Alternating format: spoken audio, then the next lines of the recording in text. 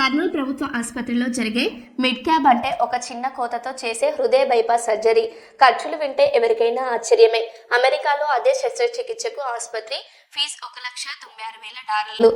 Doctor fee మరో $20,000. మొత్తం దాదాపు ₹1,80,00,000. అదే కర్నూలు ప్రభుత్వ ఆసుపత్రిలో ఈ సర్జరీ పూర్తిగా ఉచితం. వైద్యం, మందులు, భోజనం అన్ని ఫ్రీ.